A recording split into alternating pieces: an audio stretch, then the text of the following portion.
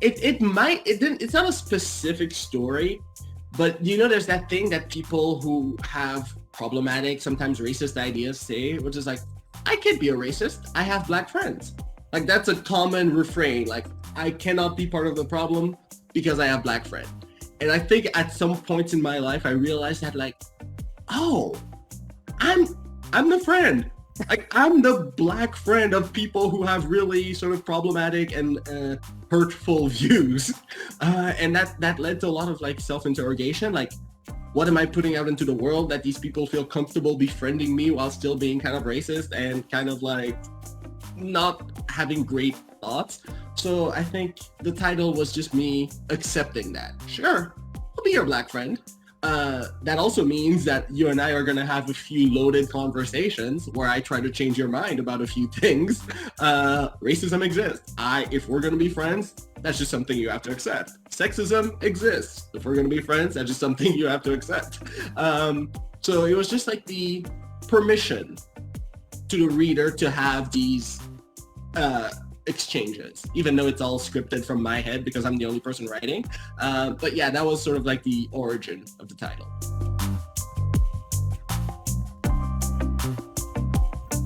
Yeah, people love to hear about this question. And the truth is, in all my life, as a writing student, as a writer, I think that's a question I've lied about the most. I think it's the question most authors lie about the most. I don't have a process. Whenever I'm on a panel and I hear from an author say that, oh, I wake up at 7 in the morning and I try to write for 2,000 words every day, I just roll my eyes. I'm like, you liar. No, you don't. Now, I don't know these people. Maybe that's what they do. I just have a hard time believing that. There is no specific process. I like to be inspired into getting an idea together. And once I have a deadline, then it becomes work. Then I become very diligent about my writing. When I sold my first book, the first YA book, The Field Guide to the North American Teenager, it sold as a partial, meaning it was half the book. And I still had my daytime job. And they were like, oh, we won't give you the money until you finish the book. And that is a great motivator to sort of wake up at 4 a.m. and write for like 3 hours before work, because I really wanted to quit my job. So I was just like, all right, I have to write now. I have to write. Deadlines work for me, but until I have a specific, clear idea of what the book is going to be, it's a lot of attempts.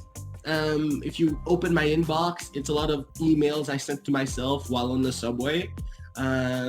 Sometimes one thing I like is that I will do a Q&A questionnaire with the protagonist to try to get into their head. And yeah, it's a lot of like keeping writing enjoyable until I have a good momentum of a story. And then my editor comes into play like, hey, we need this draft completed in 2 months. Can you make it happen in 2 months? And then I can sort of focus on it. And I had the same editor for both of my novels, and she knows me by now. So she kind of lied to me about the deadline for my second book. So when I was like, the day before the deadline, I was like, I need a little more time. Can we please have 1 more week? It'll be such a much better draft if you give me 1 more week. She was just like, oh yeah, it's due in 3 weeks. I was just putting the fire under you because I know you. I'm like, thank you. You get me. I needed that.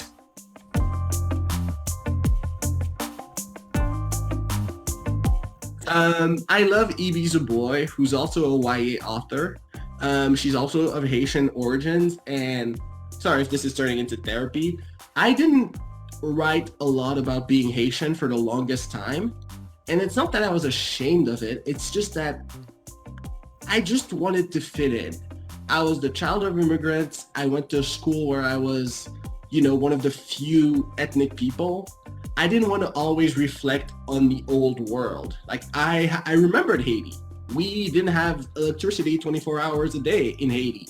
Now I have an N64. I want to stay in the N64 side of the world. So I think it's not that I denied my Haitian identity. I just didn't consider it a lot until I started reading American Street, until I started reading Pride and just like seeing her in interviews and at YA conferences. And she owns her entire history, which is as a a mother, daughter, Haitian, American, teacher, student, and that was just something I really admired a lot in EB. So EB as a boy was a big influence.